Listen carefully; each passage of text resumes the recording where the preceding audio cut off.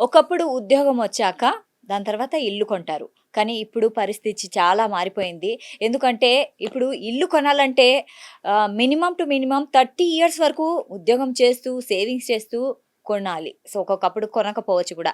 So, ఎందుకు ఇల్లు కొనాలంటే అంత కష్టమైపోయింది మన దేశంలో. సో, ఈ విషయాల గురించి ఇప్పుడు మనం మాట్లాడదాం. మనతో పాటు ఉన్నారు ప్రముఖ స్టాక్ అనలిస్ట్ సుందర్ రామరెడ్డి గారు. నమస్తే సార్. నమస్తే. సార్, ఇండియాలో ఇల్లు కొనడం అంత కష్టమైపోయిందా? రీసెంట్ సర్వేస్ ఏం చెప్తున్నాయంటే ఇండియాలో ఒక ఒక నార్మల్ ఇల్లు బై చేద్దాం అనుకుంటే అంటే 30 ఇయర్స్ సేవింగ్స్‌ని ఇన్వెస్ట్‌మెంట్ చేస్తే తప్ప ఇల్లు కొనలేని పరిస్థితి ఉందనమాట. హ్మ్. అంటే రీసెంట్ సర్వే అదే చెప్తుంది. ఆల్మోస్ట్ ఆల్ టైర్ 1 సిటీస్‌లో ఎక్కడైనా సరే మీరు ఒక ఇల్లు కొనాలి అనుకుంటే ఫ్యూచర్‌లో మీ 30 ఇయర్స్ వచ్చే ఇన్‌కమ్ మొత్తాన్ని ఆ సింగిల్ అసెట్ మీద ఓహ్! పెట్టాల్సొస్తుందనమాట. హ్మ్. అందుకని రాను రాను ఎవరి మధ్యతరగతి కుటుంబీకులందరూ కూడా హౌస్ కొనే అఫోర్డబిలిటీ తగ్గుతుంది రాను రాను. రైట్. సార్, ఇప్పుడు జీతాలు మాత్రం అంతే ఉన్నాయి. So, right. రేట్లు పెరిగిపోతున్నాయి, నిత్యావసర సరుకులు పెరిగిపోతున్నాయి, పెట్రోల్, డీజిల్ అన్నీ పెరిగిపోతున్నాయి. జీతం మాత్రం పెరగడం లేదు. సో, ఇదే కారణం అంటారా ఒక సామాన్యుడు ఇల్లు కొనకపోవడానికి? లాస్ట్ 20 ఇయర్స్ నుంచి అంటే ఇండియాలో ఎప్పుడైతే ఐటీ బూమ్ స్టార్ట్ అయిందో పర్టికులర్‌గా ఈ అబ్రాడ్‌కెళ్ళేసి ఐటీ కోర్సులు చేసిన కాడ నుంచి అమెరికన్ ఇన్‌కమ్ ఎప్పుడైతే స్టార్ట్ అయిందో ఇండియాలో బీపీఓ సెంటర్‌లు ఎప్పుడైతే ఎంటర్ అయినాయో, ఎప్పుడైతే లేడీస్, ఉమెన్ ఎంపవర్‌మెంట్ పెరిగిందో, అప్పటి నుంచి జనాల యొక్క కొంతమంది యొక్క అఫోర్డబిలిటీ కూడా పెరిగింది. కొంతమంది, అందరికి కాదు. కొన్ని యాహ్! ప్రొఫెషన్ యొక్క అఫోర్డబిలిటీ బాగా పెరిగిందనమాట.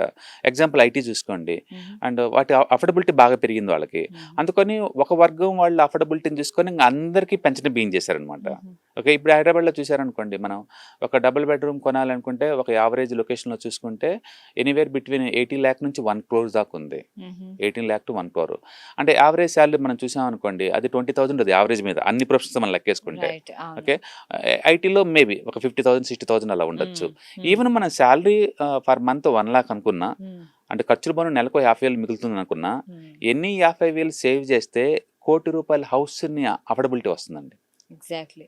అది. హ్మ్. సో, రాను రాను ఏమవుతుంది, ఇది ఎక్కువవుతుంది. అంటే గవర్నమెంటోళ్ళు అఫోర్డబిలిటీ హౌసింగ్ అని చెప్పేసి ఎన్ని స్కీములు తీసుకొస్తున్నా హుహు. అండ్ మార్కెట్ అంత కంఫర్ట్‌గా లేదు. హ్మ్. ఏమై ఉండొచ్చు అంటే రీజన్స్, హ్మ్. ఒకటి బిల్డర్స్ అందరూ ఎక్కువ మంది లగ్జరియస్ హై అల్ట్రా డూప్లెక్స్ హౌస్‌లు కడతానికి రెడీ అవుతున్నారు. అవును. అది హై రైజ్ బిల్డింగ్స్ అవ్వచ్చు, హ్మ్. లేకపోతే డూప్లెక్స్ హౌస్‌లు అయ్యుండొచ్చు, విల్లాస్. విల్లాస్ అయ్యుండొచ్చు. హ్మ్. ఎందుకంటే ల్యాండ్ రేట్లు టూ మచ్ పెరిగిపోయినాయి. ఓకే. ఇండియా మొత్తం కూడా ల్యాండ్ రేటు టూ మచ్. ఇప్పుడు చూసారా, హైదరాబాద్‌లో 100,00,00,000 తక్కువ ఎకరం ఎక్కడా లేదు. చుట్టుపక్కల ఒక 5 కిలోమీటర్ల వరకు కూడా అవును. హైదరాబాద్ ఎక్కడ కూడా హ్మ్. ఎకరం అంటే 100,00,00,000 అంటే 100,00,00,000. ఫిక్స్ అయిపోయింది ఆల్మోస్ట్. నిన్న ఆక్షన్ చూసుకుంటే అది 230,00,00,000, 40,00,00,000 దాకా వెళ్ళిపోయింది అది. హ్మ్. ఒక ఎకరాన్ని. ఒక్క ఎకరా. ఒక్క ఎకరాకే. హ్మ్. అలాంటప్పుడు ఎక్కువ సార్లు బ్యాంకులు ఏం చేస్తాయంటే ల్యాండ్‌కి అసలుకి లోన్స్ ఇవ్వవు. హ్మ్. మెజారిటీ బ్యాంక్స్ ఏవి కూడా ల్యాండ్‌కి లోన్‌లు ఇవ్వవు. కన్సెషన్‌కే ఇస్తారు. అంటే బిల్డర్స్ ల్యాండ్ కొనేటప్పుడు వాళ్ళు బయట నుంచి పర్సనల్ లోన్‌లో తెచ్చుకోవాల్సిందే. హుహు. ఇంట్రెస్ట్ రేట్స్ ఎక్కువ ఉంటాయి వాళ్ళకి. అది రైట్. 12-22% దాకా ఉంటాయి పర్సనల్ ఇంట్రెస్ట్ హ్మ్. రేట్స్. అంటే ఈవెన్ కన్స్ట్రక్షన్ కూడా లేదు. ఆర్‌బీఐలో రూల్స్ ప్రకారం ఏందంటే మాక్సిమం 80% దాకా ఇస్తారు. రైట్. ఇండియాలో 80% వరకే లోన్ ఇస్తారు మాక్సిమం. అప్పటికి మనం 20% వరకు ఓన్ మనీ కట్టాలి. ప్లస్ మళ్ళీ మ్యూటేషన్ చార్జెస్, రిజిస్ట్రేషన్ చార్జెస్, జీఎస్టీలు అండ్ బ్రోకర్ ఫీజులు ఇవి మొత్తం కలిపి ఇంకో 10-12 దాకా ఉంటాయి. రైట్. అంటే కనీసం మీ దగ్గర 30-35% మినిమం మీరు ఇన్వెస్ట్ చేయాల్సి ఉంటుంది ఒక ఇల్లు కొనాలి అనుకుంటే. హ్మ్. హ్మ్. Plus rest of the money ఇంకొక 30 ఇయర్స్ వరకు లోన్ తీసుకోవాల్సి ఉంటుంది. హ్మ్. అందుకని 1,00,000 శాలరీ ఉన్నోళ్ళు లైఫ్ స్టైల్ మెయింటెనెన్స్ కోసమే 50,000 ఖర్చు పెడుతున్నప్పుడు మిగతా ఎన్ని 50,000 పోగు చేస్తే హ్మ్. అంటే 30,00,000 రూపీస్ కట్టగలుగుతాడు ముందు ఇనిషియల్ అమౌంట్‌గా. Correct. Plus rest of the money ఇంకా 70,00,000కి హ్మ్. లోన్ తీసుకుంటే జాబ్ గ్యారంటీ అనుకుంటేనే 30 ఇయర్స్ దాకా పడుతుంది. సో, ఇదంతా డౌన్ పేమెంట్ వల్ల వచ్చిందంటారా? ఒకటి ల్యాండ్ రేట్లు టూ మచ్ పెరగటం వల్ల. అవును. రెండోది బిల్డర్స్ కూడా లేదు. చిన్నోళ్ళని మైండ్‌లో పెట్టుకోకుండా రిచ్ వాళ్ళని మైండ్‌లో పెట్టుకొని డెవలప్ చేస్తున్నారు. అవును. లగ్జరియస్‌గా పెడుతున్నారు. చిన్న చిన్నవి పెడతలేదనమాట. హ్మ్. అదోటి. మూడోది, ఇండియాలో ఈ గ్లోబల్ కేపబిలిటీ సెంటర్‌లు బాగా పెరిగిపోయినాయి. హ్మ్. అంటే మైక్రోసాఫ్ట్, అమెజాన్ వాళ్ళే హ్మ్. సొంతంగా ఇండియాలో ఆఫీసులు హ్మ్. పెట్టుకుంటున్నారు. హ్మ్. అందులో సాలరీ తక్కువ ఉంటేనే ఒక 15-20 లాక్‌తో బిగిన్ అవుతాయి సాలరీస్. ఓకే. ఇండియాలో గ్లోబల్ కేపబిలిటీ సెంటర్స్‌లో జాబ్సే 22 లాక్స్ ఉన్నాయి. ఓకే. అందుకని అంత సాలరీ ఎక్కువ కాబట్టి వాళ్ళు న్యాచురల్‌గానే హై ఎండ్ రిచ్ అపార్ట్మెంట్స్‌లోనే ఉండటానికి ఇష్టపడతారు. అవును. రెండోది, స్టార్టప్ కంపెనీస్ ఇండియాలో ఎక్కువవుతున్నాయి. ఒకప్పుడు ఇండియాలో యూనికార్న్ అంటారు. యూనికార్న్ అంటే ఆహ్, 8,000 కోట్ల రూపాయలు వర్త్ ఉన్న కంపెనీస్‌ని యూనికార్న్స్ అంటారు. ఇప్పుడైతే డాలర్‌తో పోల్చుకుంటే ₹95 అయింది కాబట్టి 9,500 కోట్లు ఉన్న కంపెనీని ఒక హ్మ్. యూనికార్న్ అంటారు. ఓకే. అంటే వాటి స్టార్టప్ కంపెనీస్ అనమాట. హ్మ్. ఆ స్టార్టప్ కంపెనీలో వర్క్ చేసే వాళ్ళు ఎక్కువ అవుతున్నారు ఇప్పుడు.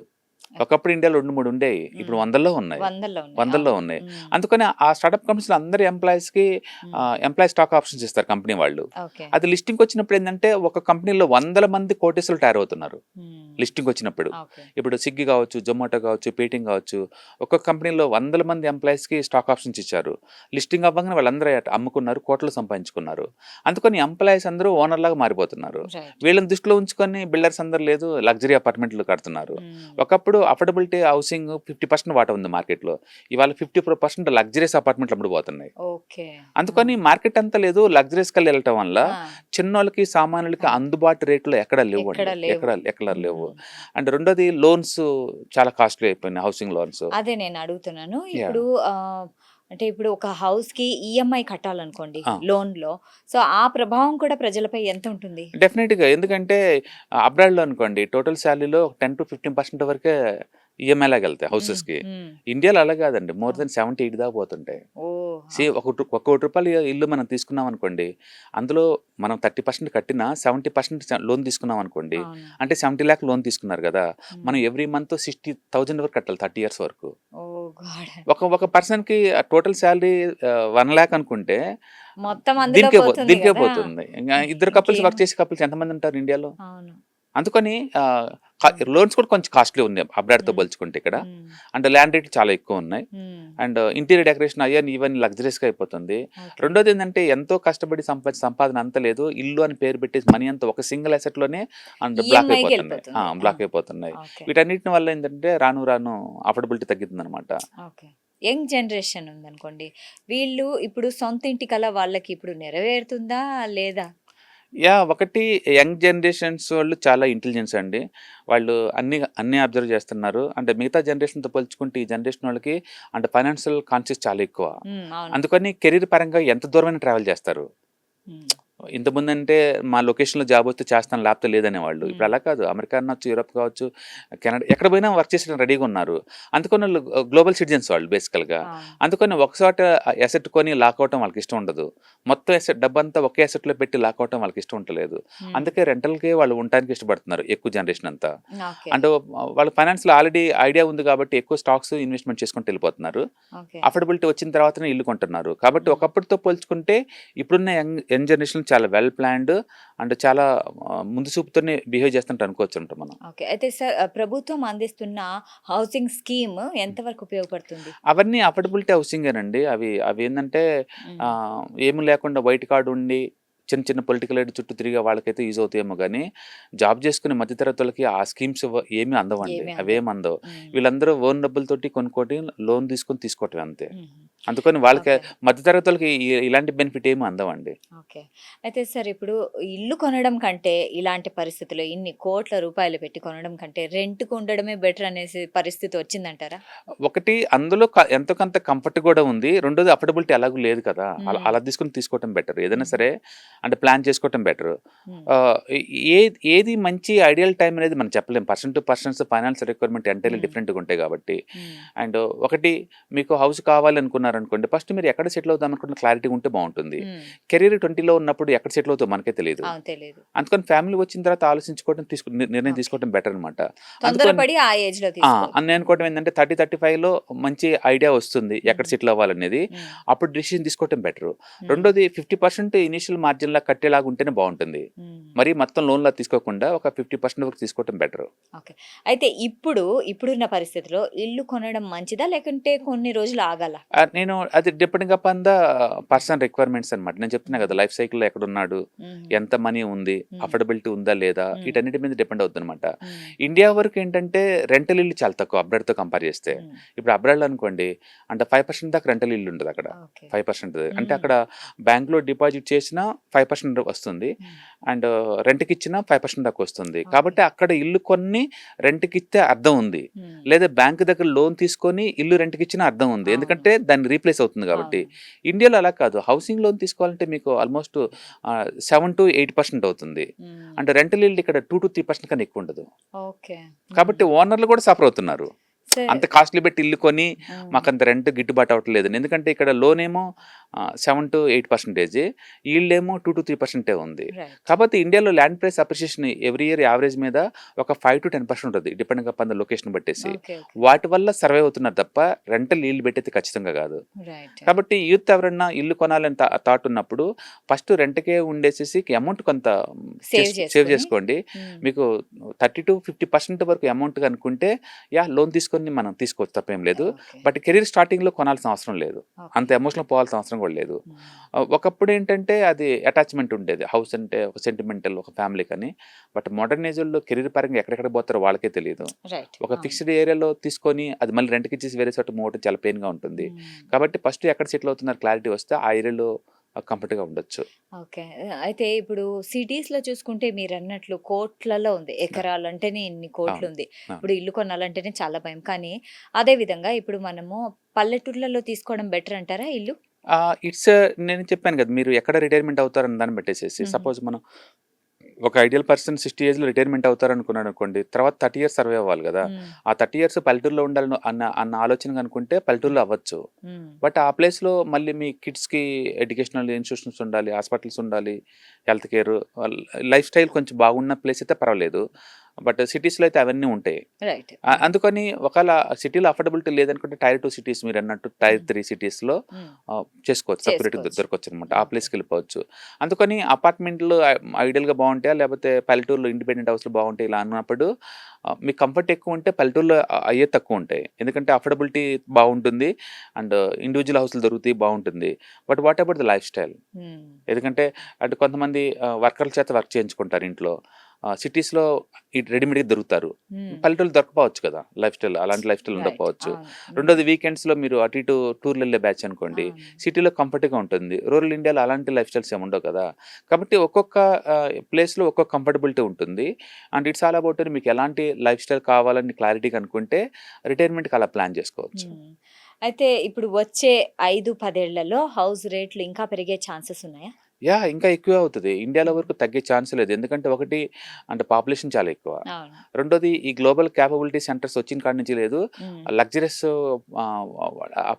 అఫోర్డబిలిటీ వాళ్ళకి ఎక్కువ అవుతుంది. మ్మ్. ఎందుకంటే ఒకప్పుడు ఐఐటీ పాస్ అయిన వాళ్ళు బయటకు వచ్చారనుకోండి, టీసీఎస్, ఇన్ఫోసిస్, హెచ్సిఎల్ టెక్నాలజీస్ ఇలాంటి లోకల్ కంపెనీలో జాయిన్ అయ్యేవాళ్ళు. మ్మ్. ప్యాకేజీ 50-60 లక్షలు అంటే అబ్బో అంత చాలే అనేవాళ్ళు. మ్మ్. ఇవాళ రేపట్లో ఎన్విడియా, టెస్లా, మైక్రోసాఫ్ట్ వాళ్ళు పిక్ చేస్తున్నారు. మ్మ్. ఆ స్టార్టింగ్ శాలరీ కూడా 5-6 క్రోర్స్ ఇచ్చి తీసుకుంటున్నారు. రైట్. కాబట్టి ఇండియాలో ఐఐటీ వాళ్ళే 18,000 దాకా సీట్లు ఉన్నాయి. మ్మ్. అండ్ నెక్స్ట్ 10 ఇయర్స్లో ఆ సీట్లు డబల్ చేయబోతున్నారు. అవును. కాబట్టి 2 టైప్ ఆఫ్ మనం పబ్లిక్ చూడబోతున్నాం. ఒకళ్ళేమో హై ఎండ్ శాలరీతో లగ్జరియస్గా ఉండేవాళ్ళు, రెండో సెగ్మెంట్ ఏమో జాబులు లేకుండా జాబ్ కోసం వెయిట్ చేస్తూ తిరిగి బ్యాచ్, ఇంకో బ్యాచ్, 2 మ్మ్. రకాలుగా మనం చూడబోతున్నాం. ఓకే. ఇంకా అంటే సొసైటీలో మోర్ వైడ్ కాబోతుంది అనమాట, హ్యావ్ అండ్ హ్యావ్ నాట్స్గా ఓకే. ఉండబోతుంది. కాబట్టి కొంతమందికి హౌసెస్ లగ్జరియస్గా వాటిని అఫోర్డబిలిటీ ఉంటుంది, మ్మ్. కొంతమందికి నార్మల్ హౌస్లు కూడా అఫోర్డబిలిటీ ఉండదు. రైట్. ఓకే.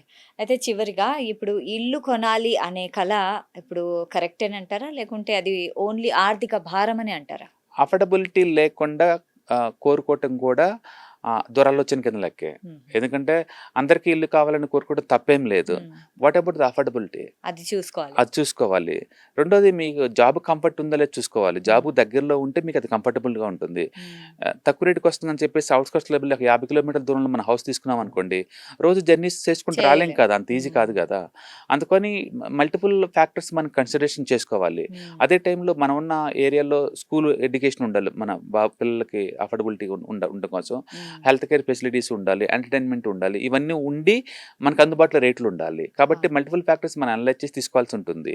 ఏదైనా కానీ కెరీర్ స్టార్టింగ్లో కన్నా కూడా కెరీర్లో కొంచెం సెటిల్ అయిన తర్వాత, ఫ్యామిలీ వచ్చిన తర్వాత ఒక ప్లేస్లో క్లారిటీగా అనుకుంటే, సెటిల్ అవుదామనే క్లారిటీగా అనుకుంటే అప్పుడు తీసుకోవటం బెటర్ అనమాట. ఓకే. బట్ ఓవరాల్గా ఈఎంఐలో ఒక 50% ముందు కట్టి రెస్ట్ ఆఫ్ ది మనీకి మన ఈఎంఐ తీసుకోవటంలో అర్థం ఉంటుంది. మ్మ్. ఓకే. అంతే తప్ప ఫ్యూచర్లో జాబ్స్ గ్యారంటీ ఉంటుంది మ్మ్. అని చెప్పేసి మనకి స్తోమత లేకపోయినా సరే మొత్తం 80% లోన్కి వెళ్ళి తీసుకోవటం అనేది చాలా పెయిన్ఫుల్ అనమాట. అందుకని దాని బదులు ఏమంటానంటే, మనిషి రిచ్ అవ్వాలంటే రెండు హ్యూమన్ క్యాపిటల్ అని ఇన్వెస్ట్ చేయాలి, మ్మ్. మీ అసెట్లని ఇన్వెస్ట్ చేయాలి. మ్మ్. హ్యూమన్ క్యాపిటల్ ఏంది, రిటైర్మెంట్ అవుతారు 60 తర్వాత మనం వర్క్ చేయలేం కదా. అవునవును. అంటే మన ద్వారా మనీ ఎక్కువ కాలం ఉండదు. బట్ అసెట్లు ఇన్వెస్ట్ చేయడం ద్వారా ఎక్కువ కాలం జనరేట్ చేసుకోవచ్చు కదా. రైట్ కాబట్టి first priority cash flow generate చేసే అసెట్స్ మీద ఫోకస్ చేసుకోండి. రైట్ ఓన్ హౌస్ అనేది క్యాష్ ఫ్లో ఉండదండి, అది జీరో. జీరో కంఫర్ట్ ఇస్తుంది మాట నిజం, ప్రతి ఒక్కరికి ఒక ఇల్లు ఉండాలన్నమాట నిజం. కానీ అది ఇనిషియల్ స్టేజ్లో అవసరం లేదు నీకు. ప్రస్తుతానికి క్యాష్ ఫ్లో ఉన్న అసెట్స్ క్రియేట్ చేసుకోండి.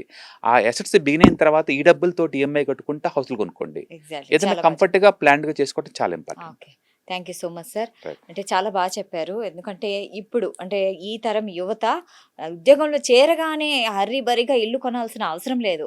సో మీరు కొన్ని రోజులు సెటిల్ అవ్వండి, ఎక్కడ రిటైర్ అవుతారు, రిటైర్మెంట్ ప్లాన్స్ ఎక్కడున్నాయి దాన్ని బట్టి మనము ఇల్లు కొనాలా వద్దా, లేకుంటే అలా కొంటే ఆర్థిక భారమే అవుతుంది కానీ దాంట్లో ఎలాంటి లాభం లేదంటున్నారు.